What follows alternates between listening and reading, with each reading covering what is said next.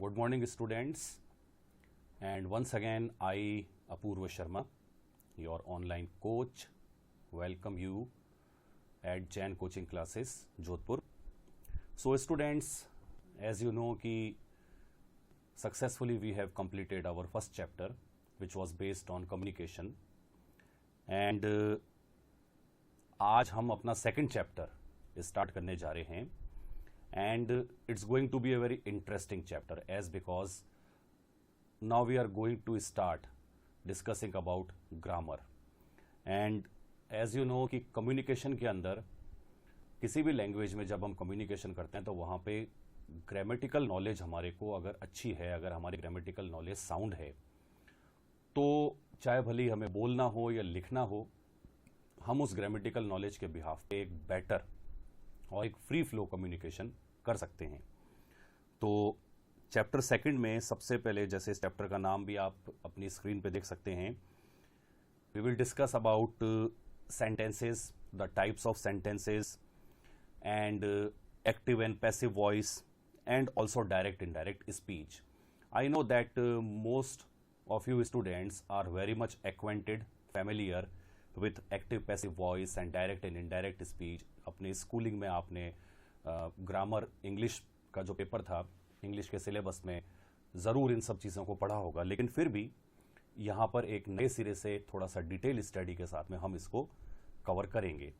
तो अब सबसे पहले एक क्वेश्चन हमारे सामने आता है कि ग्रामर, जिसका हम शायद बचपन से ही नाम सुनते हुए आ रहे हैं, हर सब्जेक्ट का या हर लैंग्वेज की अपनी एक ग्रामर होती है. तो ये ग्रामर होती क्या है, जिसको हम व्याकरण भी कहते हैं. हिंदी में भी व्याकरण होती है, संस्कृत में व्याकरण होती है, उसी तरीके से इंग्लिश की व्याकरण, इंग्लिश ग्रामर जो है, ये क्या है, व्हाट इज ग्रामर. तो इसकी फॉर्मल लैंग्वेज जो है वो तो हम यहाँ पे हमेशा डिस्कस करते ही हैं, लेकिन फिर अपने तरीके से, अपनी लैंग्वेज के थ्रू भी मैं आपको इसको बताने की कोशिश करूंगा. सो ग्रामर, अगर इंग्लिश में पार्ट्स ऑफ स्पीच की बात करते हैं हम, there are 8 parts of speech. 8 parts of speech होती हैं: noun, pronoun, verb, adverb, adjective, prepositions, conjunctions and interjections. तो हर एक वर्ड एक पर्टिकुलर पार्ट ऑफ स्पीच होता है. तो ग्रामर की अगर बात करें तो ग्रामर इज ए नाउन, एक संज्ञा है, एक नाउन है, and it is the structure and system of a language. हर भाषा का, हम कोई भी भाषा बोलते हैं, लिखते हैं, तो उसको वाक्यों के द्वारा हम अपनी बात बोलते हैं, सेंटेंसेस के द्वारा हम अपनी बात को एक्सप्रेस करते हैं, लिखने में भी, बोलने में भी.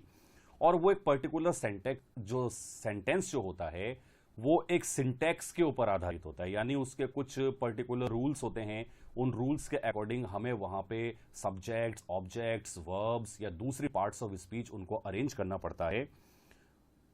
और of language in general usually considered to consist of syntax and morphology. यहां पर एक नाम आया है मॉर्फोलॉजी. अभी आगे डिटेल में भी इसके बारे में हम बात करेंगे कि मॉर्फोलॉजी क्या होता है. अभी बेसिकली तो मैं आपको सिंटैक्स के बारे में बताना चाहूंगा कि इसके सिंटैक्सिस किस तरीके से हम कौन कौन से स्ट्रक्चर्स को यहां पे काम में लेते हैं. So grammar is the system of a language. अगर और भी इजी लैंग्वेज में हम बात करें, समझने की अगर कोशिश करें, मैंने यहां पे इसीलिए ये चीज मेंशन की है कि एक जनरल आइडिया एक इजी तरीके से हमारे को समझ में आना चाहिए. देखिए, किसी भी चीज को हम शुरू करते हैं, उसका बेसिक कंसेप्ट अगर आपका क्लियर हो गया तो उस पर्टिकुलर टॉपिक से रिलेटेड जो कॉम्प्लिकेटेड चीजें जो हैं वो भी बड़ी इजीली समझ में आ जाती हैं. So what is grammar? Grammar in the simple language, grammar is the system of a language. एक भाषा का सिस्टम होता है, सिस्टमैटिकली उसमें सेंटेंसेस बोले जाते हैं, लिखे जाते हैं. People sometimes describe grammar as the rules of a language. अब कई बार कुछ लोग ग्रामर को एक लैंग्वेज के रूल्स के रूप में भी बता देते हैं कि साहब ग्रामर जो है वो तो किसी भी भाषा का एक रूल्स की डिक्शनरी है. But in fact no language has rules. लेकिन अगर देखा जाए तो रूल्स की अगर हम बात करें तो ग्रामर जो है वो रूल्स नहीं है. कैसे? If we use the word rules, we suggest that somebody created the rules first and then spoke the language like a new game. अगर हम ग्रामर को रूल्स बता दें तो इसका मतलब तो ये हो गया कि रूल्स क्या होते हैं? नियम होते हैं जो कि किसी के द्वारा बनाए जाते हैं, और फिर उन रूल्स को बनाने के बाद में जो दूसरे लोग हैं उन नियमों को, उन रूल्स को उन दूसरे लोगों पे इंपोज किया जाता है और फिर वो उन रूल्स के अकॉर्डिंग अपना वर्क करते हैं। तो यदि अगर लैंग्वेज या ग्रामर रूल्स अगर होती तो इसको भी कोई ना कोई बनाकर हमारे ऊपर थोप देता और फिर उसके अकॉर्डिंग ही हम अपना एक्ट करते। पहले हम उन रूल्स को सीखते, उन रेगुलेशंस को समझते और उसके बाद में फिर हम अपनी भाषा को बोलते। लेकिन but languages did not start like that. लेकिन भाषाएं जो होती है वो किसी रूल्स के द्वारा शुरू नहीं होती है। Languages started by people making sounds which evolved into words. भाषा क्या है? भाषा दरअसल एक प्रकार का साउंड है। ओके, लोग जो वर्ड्स बोलते हैं, जैसे मैं अभी हिंदी बोल रहा हूं या इंग्लिश बोल रहा हूं, तो जो भी शब्द मेरे मुंह से निकल रहे हैं वो एक पर्टिकुलर साउंड के द्वारा, एक पर्टिकुलर साउंड में प्रोड्यूस कर रहा हूं। और वो जो साउंड होते हैं उनको हम वर्ड्स के साथ में, शब्दों के साथ में मिलाकर फ्रेजेस एंड सेंटेंसेस, शब्द मिलते हैं, फ्रेजेस मिलते हैं और लास्ट में एक सेंटेंस बन जाता है। देखिए, अगर हम सबसे छोटी एंटिटी की बात करें तो word is the smallest entity. एक सबसे स्मॉल एक सिलेबल होता है, वो 2-3 वर्ड्स आपस में मिल जाते हैं तो वो एक फ्रेज बना देते हैं और लास्ट में उन सबको यदि हम थोड़ा सा और एक्सपेंड कर दें तो एक पर्टिकुलर सेंटेंस बन जाता है। No commonly spoken language is fixed. जो भी एक आम भाषा बोली जाती है, हम ये नहीं कह सकते कि ये बिल्कुल फिक्स्ड है, इसी तरीके से बोली जाएगी। All languages change over time. जितनी भी दुनिया में भाषाएं हैं, समय समय पर उनमें कुछ परिवर्तन भी होते रहते हैं। अगर हम इंग्लिश लैंग्वेज की ही बात करें तो जो आर्किक इंग्लिश थी, यानी कि जो प्राचीन अंग्रेजी भाषा जो थी, अगर हम उसके बहुत पहले के इनिशियल स्टेज के ग्रामेटिकल रूल्स या उसमें जो वर्ड्स के बोलने के तरीके जो थे, अगर हम उनको आज के सिनेरियो से कंपेयर करें तो आप पाएंगे कि वहां पर बहुत काफी कुछ चेंजेस आ गए हैं। जैसे आर्किक इंग्लिश में हैज और हैव को HATH हैथ इस तरीके से भी लिखा जाता था, लेकिन आजकल हम उसको HAS हैज या HAV हैव इस तरीके से लिखते हैं। तो हम ये नहीं कह सकते कि language is always fix. Her language का अपना एक कल्चर होता है। Every language has its own culture and fashion. जिस तरीके से फैशन समय समय पे बदलता रहता है, लैंग्वेज का भी फैशन और कल्चर समय समय पे बदलता रहता है। तो always remember, no language is fixed in this world. समय समय पे उसमें चेंजेस होते रहते हैं। Do we need to study grammar to learn a language? अब एक क्वेश्चन आता है कि भाई क्या किसी भाषा को सीखने के लिए क्या हमारे को ग्रामर पढ़ना बहुत जरूरी है? Is it really necessary? The short answer is no. कैसे? यह जरूरी नहीं है कि किसी भाषा को अगर आपको बोलना है, लिखना है, समझना है तो उसके लिए आपको ग्रामर पढ़नी ही होगी। एक छोटा सा एग्जांपल मैं आपको देता हूं। टूरिस्ट प्लेसेस जो होते हैं, वहां पर जो उसके आसपास जितने भी लोग हैं जिनका रोजगार उस पर्टिकुलर टूरिस्ट प्लेस के ऊपर डिपेंड है। अब वहां पे बहुत सारे टूरिस्ट आते हैं। आपने देखा होगा कि जो बड़े बड़े इंडिया के या दुनिया के जो टूरिस्ट प्लेस है, जैसे हम ताजमहल की बात करें, आगरा में है, तो वहां पर उसके बाहर जो एक नॉर्मल ऑटो ड्राइवर जो होगा, ऑटो चलाने वाला होगा, वो भी एक ठीक ठाक इंग्लिश आपको बोलता हुआ मिल जाएगा। और जबकि वो बहुत ज्यादा पढ़ा लिखा नहीं है, ना उसने बहुत ज्यादा स्कूलिंग अपनी की, कॉलेज में वो कभी आया नहीं, एक बेसिक उसका कल्चर है, किसी छोटे गांव से बिलोंग करता है, अपनी रीजनल लैंग्वेज बोलता है। लेकिन चूंकि दिन रात वो उस एनवायरमेंट में रहता है, दिन रात उसको बाहर से आने वाले कई विदेशी पर्यटकों से इंटरेक्ट होना पड़ता है, तो उस एनवायरमेंट में रहते उसने भी एक काम चलाऊ भाषा जो है वो सीख ली, अंग्रेजी बोलना सीख ली, और वो बड़ी अच्छी तरीके से उन कस्टमर्स को या उन पर्यटकों को, टूरिस्ट को डील कर लेता है। तो किसी भी लैंग्वेज को सीखने के लिए it is not necessary to learn grammar. Very many people in the world speak their own native language without having studied its grammar.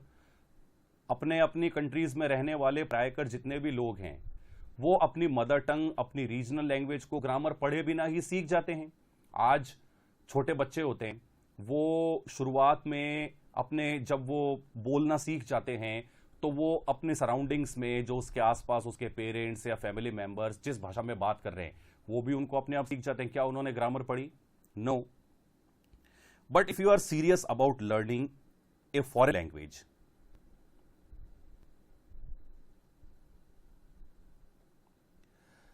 तो यहां पर आगे ये कह रहा है, but if you are serious about learning a foreign language, the long answer is yes, grammar can help you to learn a language more quickly and more efficiently. See, don't be confused while teaching you the grammatical portion. मैंने अभी तक ये नहीं बोला कि हम जो पढ़ने वाले हैं या हम जिस पेपर को कवर कर रहे हैं वहां पर ग्रामर की कोई सिग्निफिकेंस नहीं है. No, here we are simply discussing about grammar. तो सबसे पहले तो ग्रामर के लिए ये आया कि भाई अपनी नेटिव लैंग्वेज को, अपनी मदर टंग को सीखने के लिए ये जरूरी नहीं है कि हम ग्रामर पढ़े ही पढ़ें. उसका मैंने आपको एग्जाम्पल भी दिया. लेकिन अगर आप किसी फॉरेन लैंग्वेज के साथ में डील कर रहे हैं, अगर आपको फॉरेन लैंग्वेज को अच्छी तरीके से सीखना है, English is a foreign language, तो वहां पर फिर एक बात ही आ जाती है हमारे सामने कि we must have the proper knowledge of grammar. वहां पर हमारे को ग्रामर की प्रॉपर नॉलेज होनी चाहिए. It's important to think of grammar as something that can help you like a friend. Consider grammar as our friend. मैंने generally अपने इतने साल के एक्सपीरियंस में इस चीज को नोट किया है कि जब हम एक बच्चा स्कूल में एडमिशन लेता है तो उसके इनिशियल स्टेज से ही उसको ग्रामर पढ़ानी शुरू कर दिया जाता है, और फिर वो स्टैंडर्ड बाय स्टैंडर्ड ग्रामर का स्टैंडर्ड और बढ़ता है. जैसे जैसे वो अलग स्टैंडर्ड में आता है, अलग क्लासेस में आता है, ग्रामर का स्टैंडर्ड भी उतना बढ़ जाता है. टेंथ में तो ऑलमोस्ट पूरी की पूरी ग्रामर आ जाती है. उसके बाद में 11th में ग्रामर है, 12th में ग्रामर है, कॉलेज में भी जो कंपलसरी इंग्लिश के पेपर होते हैं वहां पर भी ग्रामर आती है, वहां पर भी उसको पढ़ाया जाता है. लेकिन उसके बावजूद भी बेसिक ग्रामेटिकल रूल्स उनको समझ में नहीं आते. क्यों? क्योंकि उन्होंने ग्रामर को सिर्फ एक रूल्स की एक डायरेक्टरी के रूप में ही उन्होंने पढ़ा, और जब हम उसको सिर्फ एज ए रूल एडॉप्ट करते हैं तो वहां पर हर साल पढ़ने के बावजूद भी हमारे को जो बेसिक ग्रामेटिकल रूल्स है वो हम भूल जाते हैं.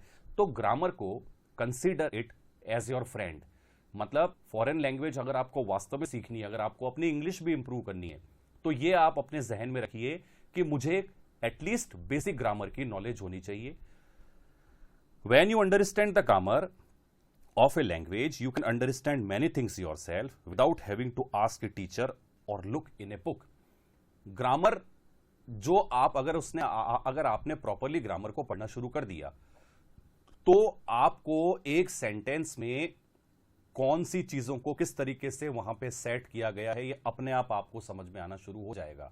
बचपन से हम नाम सुनते आ रहे हैं, नाउन. बचपन से ही हम नाम सुनते आ रहे हैं वर्ब का, प्रीपोजिशन का, एडजेक्टिव का, एडवर्ब का. तो अगर आपने इन सभी पार्ट्स ऑफ स्पीचेस के बारे में, जो कि ग्रामर का पार्ट है, अगर आपने इसको प्रॉपरली पढ़ लिया और अगर आपने इसको समझ लिया, तो इनको पढ़ने से पहले यदि सेंटेंस में आपसे ये पूछ लिया जाता कि बताओ इस पर्टिकुलर सेंटेंस में एडवर्ब कौन सा है, आप आंसर नहीं दे पाते. लेकिन चूंकि अब आपने ग्रामेटिकली उसको अच्छी तरीके से पढ़ा, तो सेंटेंस में कौन सा वर्ड, कौन सी पार्ट ऑफ स्पीच है या कौन सा रूल यहां पे क्यों लगाया गया है, ये भी आपको बहुत अच्छी तरीके से समझ में आ जाएगा. उस कंडीशन में अगर आपके पास में आपका टीचर या अगर कोई बुक नहीं भी है, even then you will be able to understand that. तो ये तो बात हो गई ग्रामर की. एक डिटेल हमने पूरी ग्रामर के बारे में पढ़ा कि भाई ग्रामर होती क्या है और ग्रामर में क्या होता है, कहां पर ग्रामर जरूरी नहीं है और कहां पर ग्रामर बहुत जरूरी है. अब यहां पर एक वर्ड आया था सिंटैक्स. तो syntax is a very common word, और सिंटैक्स जो होता है दरअसल इट्स एन अरेंजमेंट, और ये लैंग्वेजेस में सबसे ज्यादा काम में आता है. एक पूरा अरेंजमेंट होता है कि किस तरीके से हम रूल्स को या जो पार्ट्स ऑफ स्पीच है उनको अरेंज करके और एक सेंटेंस बनाए. चूंकि ग्रामर की बात कर रहे हैं तो ग्रामर में लैंग्वेजेस में हम सेंटेंस ही क्रिएट करते हैं. Even the computer languages has their own syntax. Computer की जो लैंग्वेज होती है उनका भी एक सिंटैक्स है. एक पर्टिकुलर प्लेस पे आपको कॉलन लगाना है, सेमी कॉलन लगाना है, कहां पे कॉमा लगाना है, कहां पे डैश लगाना है, बहुत ज्यादा ध्यान रखना पड़ता है, एक सिंटैक्स को फॉलो करना पड़ता है. नहीं करेंगे तो एरर आ जाएगा. The same thing is in English grammar also. तो इसकी फॉर्मल डेफिनेशन क्या कहती है? Syntax the arrangement of words in sentences. एक वाक्य में होते क्या है? अलग अलग शब्द ही तो होते हैं, अलग अलग शब्द मिलकर एक वाक्य बना देते हैं. तो उनका एक proper arrangement. There may be clauses and phrases and the study of the formation of sentence and the relationship of their component parts. एक सेंटेंस के अंदर अलग अलग वर्ड्स होते हैं और उन वर्ड्स के बीच में जो उसके कंपोनेंट पार्ट्स हैं उनके बीच में एक रिलेशनशिप भी होती है कि वो उससे किस तरीके से जुड़ा हुआ है। अब जैसे एक सेंटेंस में एटलीस्ट अगर हम कॉमनली बात करें तो एक सेंटेंस बनाने के लिए कम से कम एक सब्जेक्ट और एक वर्ब ये तो होनी बहुत जरूरी है। ऑब्जेक्ट भी होता है। अब अगर सेंटेंस में मान लीजिए कि सिर्फ सब्जेक्ट है और ऑब्जेक्ट है, कोई वर्ब नहीं है, तो वो अपना रिलेशनशिप प्रॉपर्ली नहीं बना पाएगा। उनके रिलेशनशिप को बनाने के लिए, उसका एक एग्जैक्ट मीनिंग बनाने के लिए आपको बीच में एक वर्ब को भी इनपुट करना पड़ेगा। फॉर एग्जाम्पल, मैं अगर आपके सामने सिर्फ ये बोलता हूं आई इंग्लिश, मैंने सिर्फ दो वर्ड्स आपके सामने बोले, आई इंग्लिश। पार्ट ऑफ स्पीच की बात करें, दोनों नाउन है, लेकिन यहां पर इनके बीच में एक सेंटेंस के रूप में जब मैंने लिख दिया आई इंग्लिश, मैं अंग्रेजी, तो ये यहां पर अपना पूरा मीनिंग नहीं दे पाया। इन दोनों के बीच में अगर सेंटेंस में मैंने आई को एज ए सब्जेक्ट, इंग्लिश को एज एन ऑब्जेक्ट लिखा, तो in between I also need a verb to create their relationship. तो इफ आई से, अगर मैं ये कहता हूं आई स्पीक इंग्लिश, तो अब यहां पर एक पूरा की पूरा एक इसका सिंटैक्स बन गया कि भाई सबसे पहले सब्जेक्ट, उसके बीच में main verb and then finally object, यानी मैं अंग्रेजी बोलता हूं। तो अब ये अपना कंप्लीट मीनिंग दे रहा है, तो अब ये अपना पूरा एक सेंटेंस बन गया। तो ये सिंटैक्स होता है arrangement of words, clauses, phrases. अब ये क्लॉज, फ्रेज क्या होते हैं आगे इसी चैप्टर में हम इसको डिस्कस करने वाले हैं। Second is a very important thing and that is morphology. अभी ऊपर ग्रामर की डेफिनेशन में भी हमने इस चीज की बात की थी। एंड मॉर्फोलॉजी इन लिंग्विस्टिक्स, भाषा की मॉर्फोलॉजी क्या होती है। तो मॉर्फोलॉजी इज, अगर सिंपल लैंग्वेज में बात करें, it is the study of words, शब्दों का अध्ययन या जो शब्द विज्ञान जिसे कहते हैं वो होता है। Morphemes are the minimal units of words that have a meaning and can not be subdivided further.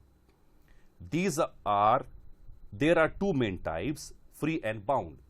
देखिए, ये दरअसल एक शब्द के, एक वर्ड जो होता है उसकी भी कुछ अलग अलग यूनिट्स होती हैं और उनकी स्टडी जो होती है, उनका अध्ययन जो होता है, वही मॉर्फोलॉजी होती है।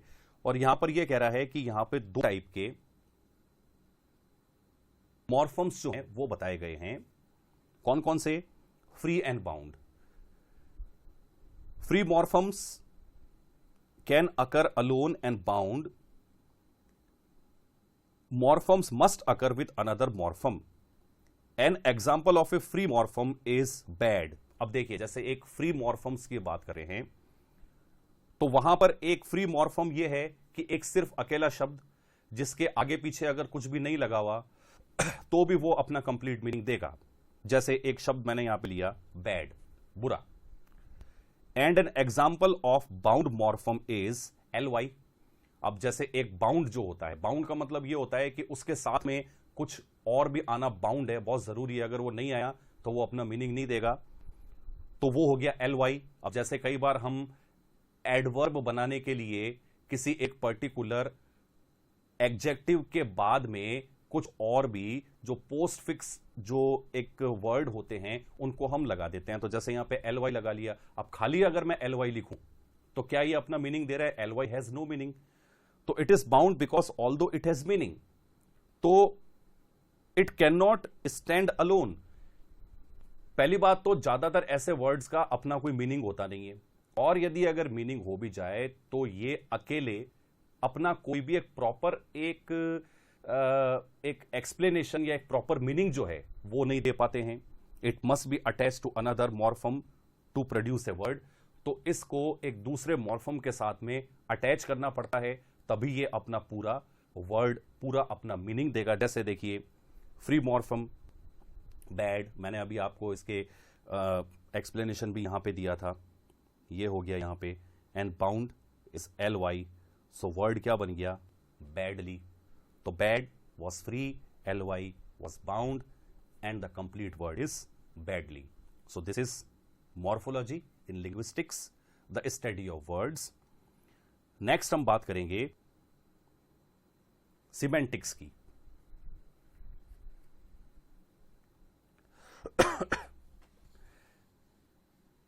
semantics is the study of relationship between words and how we draw meaning from those words. Semantics. Here again we are going to study of words, but more than a word. अलग अलग शब्दों के बीच में क्या relationship होता है, इसकी study जो होती है, और उनके बीच में एक रिलेशनशिप मेंटेन होगा, और उस रिलेशनशिप के मेंटेन होने के बाद में उसका एक प्रॉपर क्या मीनिंग बनेगा या नहीं बनेगा, ये जो चीज होती है ये सिमेंटिक्स में डिस्कस की जाती है. People can absolutely interpret words differently and draw different meanings from them. देखिए, कई बार ये होता है कि कुछ शब्दों को लोग अपनी तरीके से उसका इंटरप्रिटेशन कर लेते हैं और वो अपने अपने तरीके से उन शब्दों का एक अलग मीनिंग भी लगा लेते हैं. Some examples of semantics will help you see the many meanings of English words. तो कुछ एग्जाम्पल्स भी मैंने दिए हैं यहां पे, वो आपको हेल्प करेंगे सिमेंटिक्स को समझने में कि किस तरीके से शब्दों का अलग मीनिंग भी कई बार यहां पे बताया जा सकता है. Two terms that are related to semantics are connotation and denotation. Connotation and denotation, ये दो टर्म्स सिमेंटिक्स में सबसे ज्यादा काम में लिए जाते हैं. तो ये क्या कह रहा है, the connotation of a word includes all of the emotions and feelings that go along with the use of the word. Connotation जो होता है ये वर्ड के अंदर उस वर्ड के पीछे कौन सी फिलॉसफी या कौन सा इमोशन छुपा था, इसको भी अपने साथ में लेके चलता है. And denotation includes a literal definition of the word. और डिनोटेशन जो होता है वो सिर्फ उस पर्टिकुलर शब्द का शाब्दिक अर्थ क्या है, उसका लिटरल मीनिंग क्या है, सिर्फ ये आपको बताता है. एग्जाम्पल जब देखेंगे तब हमें समझ में आएगा.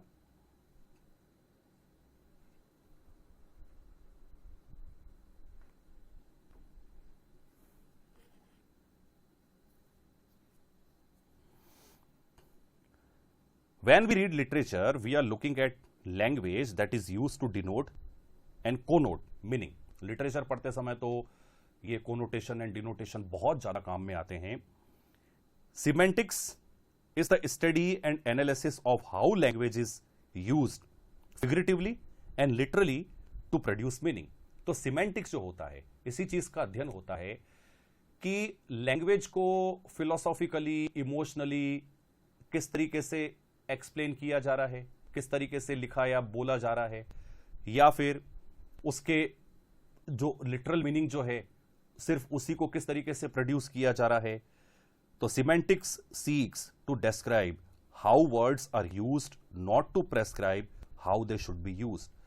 तो सिमेंटिक्स जो होती है इसी चीज को खोजने में हमारी मदद करती है कि शब्दों को किस तरीके से एग्जैक्टली यूज में लिया गया है.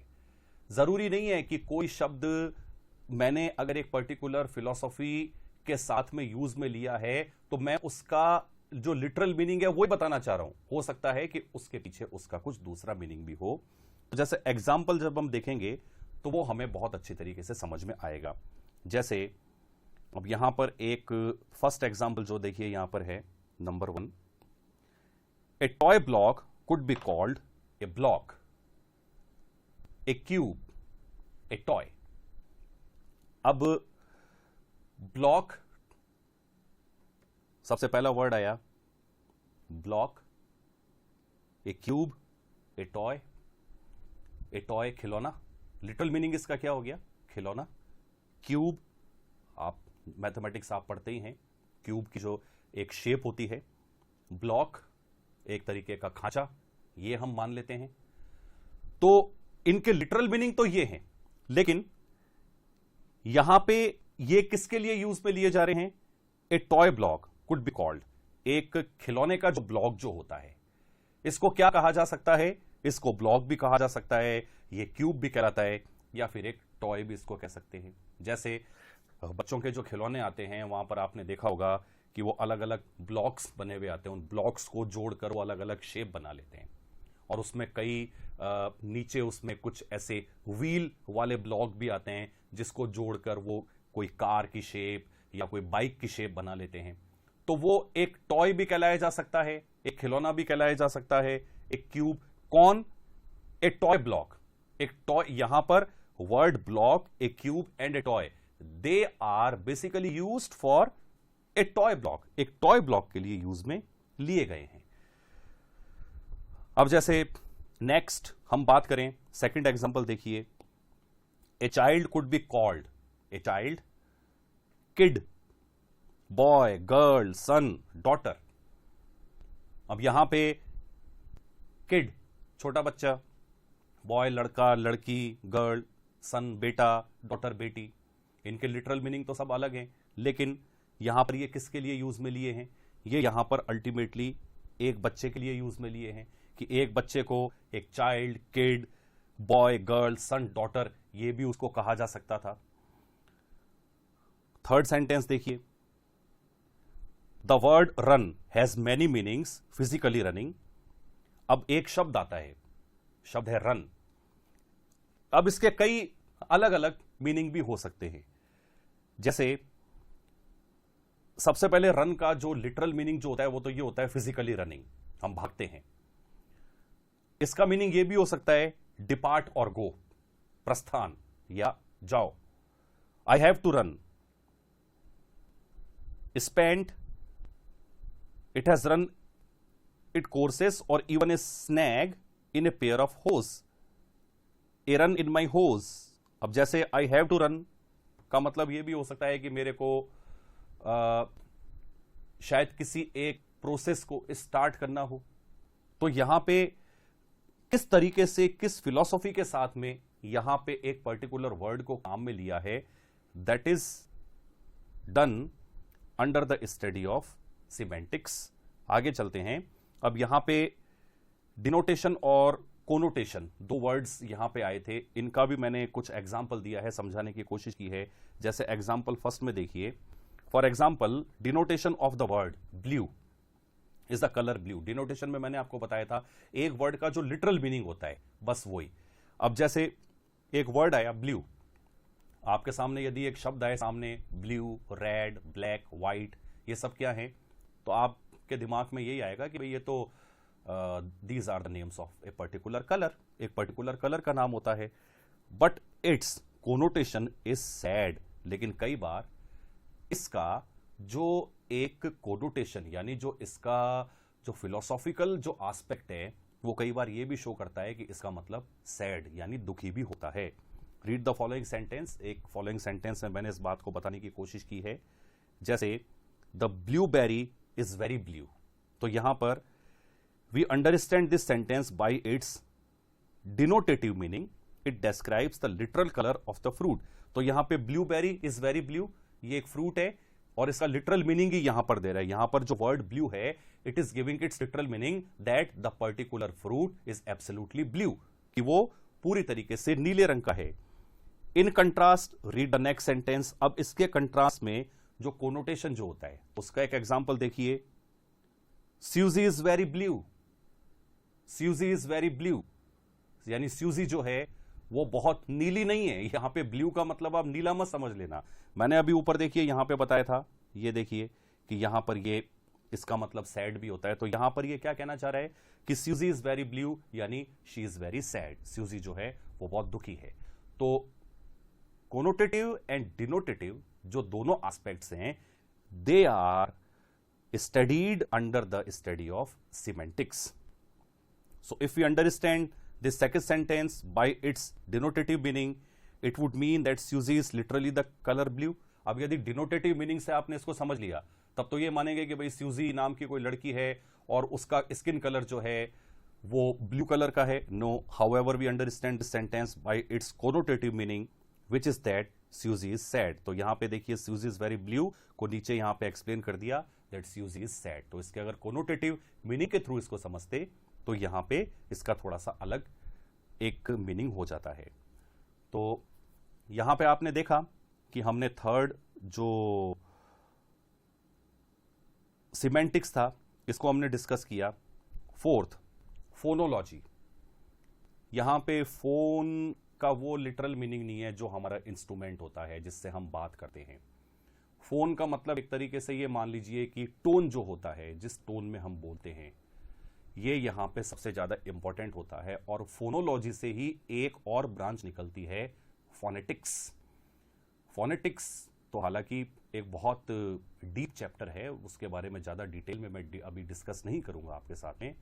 लेकिन उसमें भी क्या होता है, अल्टीमेटली एक वर्ड के भी अलग अलग सिलेबल्स होते हैं, और प्रॉपर जब हम उस शब्द को बोलते हैं तो हमारे लिए जरूरी हो जाता है कि कहां पर हमारे को एक पर्टिकुलर सिलेबल को हाई पिच पे और कहां पे उसको डिप करके बोलना होता है। तो यही चीज यहां पे आपके सामने आएगी। Phonology, study of the sound patterns that occur with in languages. तो फोनोलॉजी क्या है? साउंड पैटर्न है जो कि एक भाषा के अंदर हमारे को देखने को मिलता है। Some linguistics include phonetics, the study of production and description of speech sounds within the study of phonology। मैंने आपको बताया था phonetics phonology के अंदर ही जो एक किस तरीके से बोलते वक्त साउंड आपको प्रोड्यूस करना है। अब जैसे एक वर्ड होता है, उसको मैं अगर नॉर्मली बोलूं तो एनालिसिस, आपने कई बार सुना होगा वर्ड एनालिसिस। लेकिन अगर इसको प्रॉपर जो फोनोलॉजी के या फोनेटिक्स के रूल्स होते हैं, अगर उसके जैसा बोला जाए तो ये कैसे बोला जाएगा? एनालिसिस। ओके, कुछ जगह हमने एक पर्टिकुलर सिलेबल को रेस किया, कुछ जगह हमने उसको डिप किया। तो इसी तरीके से अगर आपको, चूंकि कम्युनिकेशन, हम बिजनेस फील्ड में हैं, कम्युनिकेशन करना पड़ता है, वहां पर अगर हम अपने फोनेटिक्स की नॉलेज या अगर फोनोलॉजी की नॉलेज को थोड़ा सा और इंप्रूव करके यदि हम किसी लैंग्वेज को बोलते हैं, ये ओरल लैंग्वेज जो आपका ओरल कम्युनिकेशन होता है, वहां पे ये बहुत ज्यादा जरूरी होता है। तो वहां पे आपका कम्युनिकेशन और इफेक्टिव बन सकता है। आगे चलते हैं तो फोनोलॉजिकल रूल्स, कुछ फोनोलॉजिकल रूल्स है, उनको भी डिस्कस करते हैं। One of the main components of phonology is the study and discovery of phonological rules. Rules are the way phonologists predict how a speech sound will change depending on its position in various speech environments। यानी कि एक particular word के अंदर जो sound निकल रहा है, देखिए शब्द जो बोल रहे हैं तो ये भी तो एक साउंड ही तो निकल रहा है अभी मुंह से। तो एक पर्टिकुलर एनवायरमेंट में, एनवायरमेंट का मतलब होता है कि उस पर्टिकुलर वर्ड को बोलने का सिनेरियो थोड़ा सा चेंज हो गया आपका।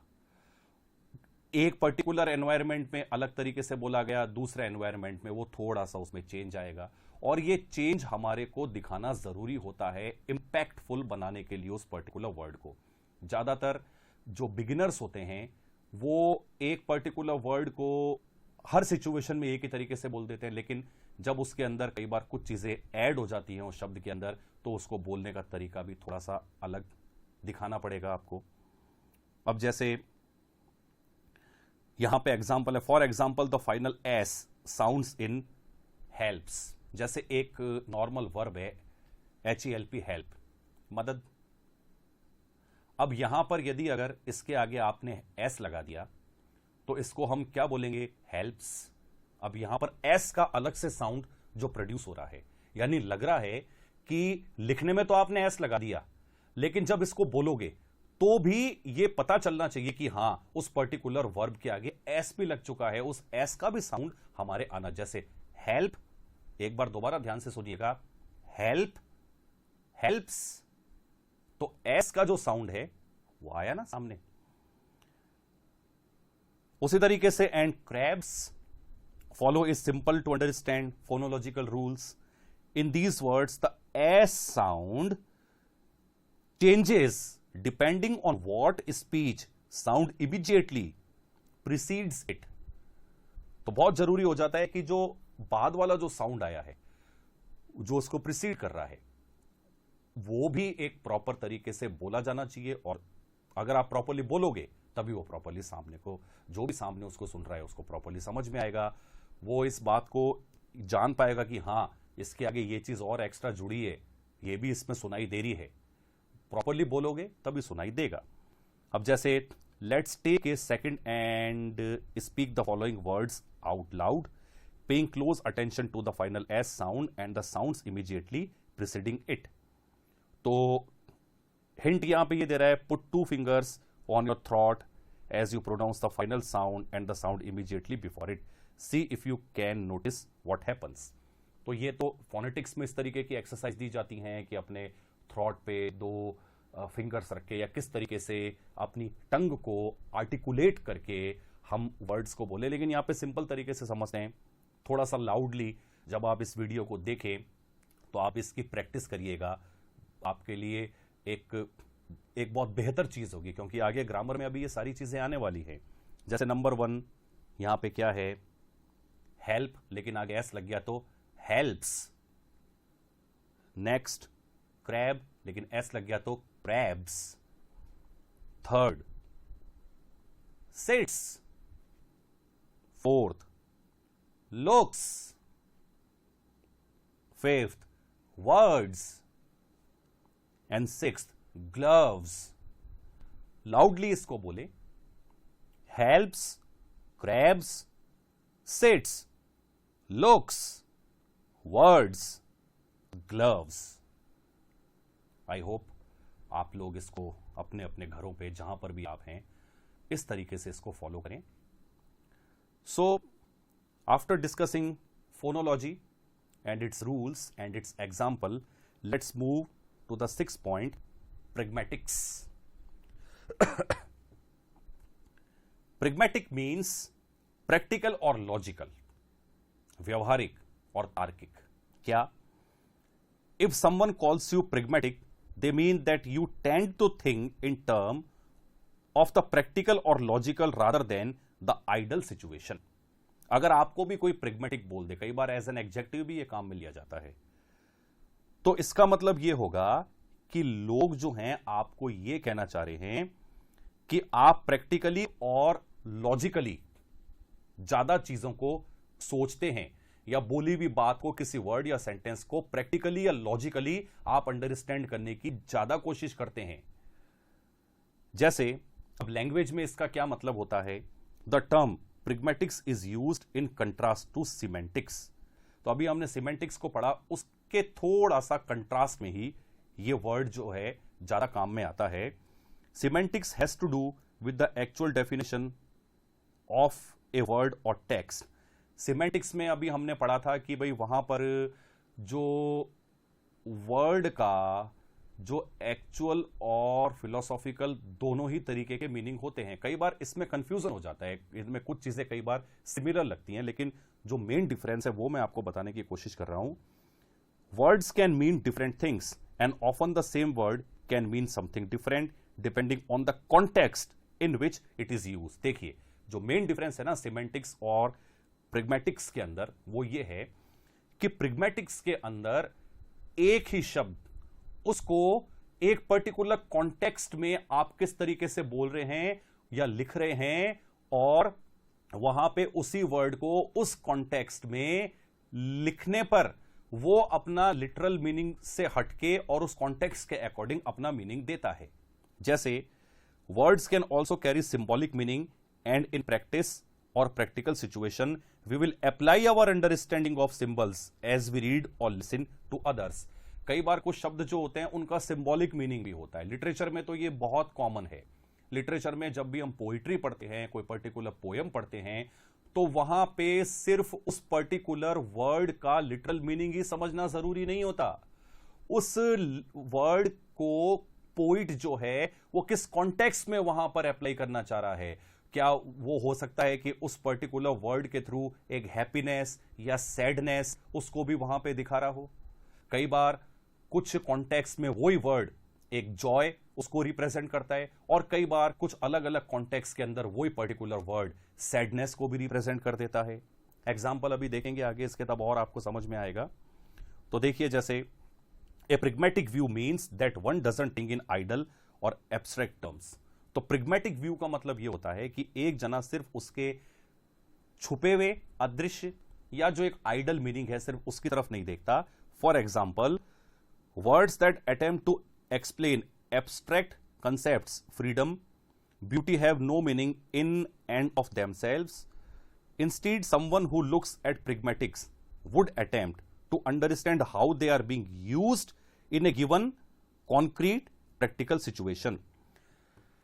ये तो सुनने वाले पे बहुत डिपेंड करता है कि उसका प्रिग्मेटिक व्यू होना चाहिए, यानी कि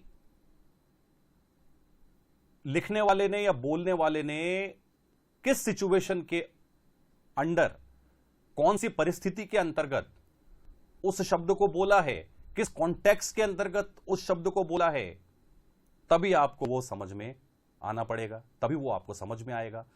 तो एक आइडल जो सिचुएशन है कि जैसे मान लीजिए कि एक मुहावरा होता है, एप्पल ऑफ एन आई। तो एप्पल सेव और आईज आंखें, तो यहां पर इसका एक मीनिंग जो है वो तो ये होगा कि आंख का एप्पल होना, तो ये तो कुछ अगर जिसका प्रिग्मेटिक व्यू नहीं है, जिसको नहीं समझ में आ रहा, तो वो तो इसका मतलब यही निकालेगा कि भाई you are the apple of my eyes, कि तुम मेरी आंखों के सेव, जो फ्रूट आता है वो है। तो ये तो इसका एक आइडल मीनिंग ये हो गया, लेकिन लॉजिकल मीनिंग तो यहां पे इसका समझ में नहीं आया। तो इसका जो प्रिग्मेटिक व्यू है वो ये है कि एप्पल ऑफ एन आई का मतलब ये होता है कि आंख का तारा होना। अब स्टार ऑफ एन आई, यहां पर भी थोड़ा सा एक कंफ्यूजन हो जाता है। लिटरल मीनिंग इसका ये है कि and you are the apple of my eyes का मतलब ये है कि कोई आपको बहुत अजीज है, कोई आपका बहुत डियर है, जिसको आप बहुत प्यार करते हो, जो आपके बहुत नजदीक है। प्रायकर हम अपने बच्चों के लिए कहते हैं कि my son is an apple of my eye, मेरी आंखों का तारा होना। कई बार आपके पेरेंट्स भी आपको बोलते हैं ना, हमारे जो बच्चे होते हैं या आपके लिए भी आपके पेरेंट्स बोलते थे आंखों का तारा होना। तो ये एक प्रिग्मेटिक व्यू होता है, ठीक है। अब उस सिचुएशन में कैसे उन वर्ड्स को आई और एप्पल, उसको किस रेफरेंस में, किस कॉन्टेक्स्ट में यूज किया है, that is important to understand. जैसे कुछ एग्जांपल्स भी देखते हैं। तो फर्स्ट एग्जांपल यहां पे देखिए, जैसे क्या कह रहा है, will you crack open the door, I am getting hot. अब semantically the word crack would mean to break. अब सिमेंटिकली अगर देखा जाए तो क्रैक का मतलब होता है किसी चीज को तोड़ो, but pragmatically we know that the speaker means to open the door just a little to let in some air. लेकिन यहां पे प्रिग्मेटिक व्यू ये है कि भाई थोड़ा सा दरवाजे को प्लीज खोल दो, क्योंकि मुझे अंदर बहुत गर्मी लग रही है, इसलिए थोड़ी सी एयर, थोड़ी सी हवा यहां पे आ जाए, इसलिए थोड़ा सा दरवाजे को खोल दो, रादर देन दरवाजे को तोड़ दो। यहां पे तोड़ना इसका अर्थ नहीं है। प्रिग्मेटिक व्यू ये है कि to open the door just little to let in some air, जिससे कि थोड़ी हवा अंदर आ जाए, थोड़ा सा दरवाजा खोल दो। आई होप इन एग्जांपल्स के द्वारा आपको ये समझ में आ रहे होंगे। सेकंड देखिए, बड़ा इंटरेस्टिंग है, आई हार्ट यू, HEART, हार्ट, ठीक है। Semantically, heart refers to an organ in our body that pumps blood and keeps us alive. अब इसका लिटरल मीनिंग करें तो हार्ट, हमारा जो हृदय, दिल होता है, एक ऑर्गन है और कंटिन्यूसली ये पंपिंग करता है ब्लड की और हमारे दूसरे बॉडी के ऑर्गन्स में ब्लड को सर्कुलेट करता है। However, pragmatically, heart in this sentence means love. लेकिन pragmatically इस पर्टिकुलर सेंटेंस में HEART, heart, it is expressing the feeling of love. Hearts are commonly used as a symbol for love. अब आपको पता ही है कि हार्ट्स की शेप जो होती है वो ज्यादातर it is used as a symbol of love, and to heart someone has come to mean that you love someone. और हम किसी को यदि अगर हार्ट का सिंबल अगर दिखाते हैं तो उसके द्वारा हम यही बताने की कोशिश करते हैं कि yes, we are expressing the feelings of love towards that particular person. उस पर्टिकुलर व्यक्ति के लिए अपनी जो प्रेम भावनाएं हैं उसको दिखाने के लिए। तो देखिए, मैंने अभी आपको बताया था ना कि words have their symbolic meanings, शब्दों का भी अपना सिंबॉलिक मीनिंग होता है। तो आई होप कि ये सेकंड वाला सेंटेंस, इसके थ्रू आपको प्रिग्मेटिक्स को समझने में और भी आसानी हुई होगी। थर्ड सेंटेंस देखते हैं, if you eat all of the food it will make you bigger. अगर तुम अपना सारा खाना खाओगे तो ये तुम्हें और बड़ा बनाएगा। तो semantically bigger in this sentence would mean larger than you are currently. तो बिगर अगर इसको सिमेंटिक्स के अंतर्गत समझते तो उसका तो मतलब ये हो जाता है कि अभी तुम जितने हो उससे थोड़े से लार्ज, थोड़े और बड़े हो जाओगे।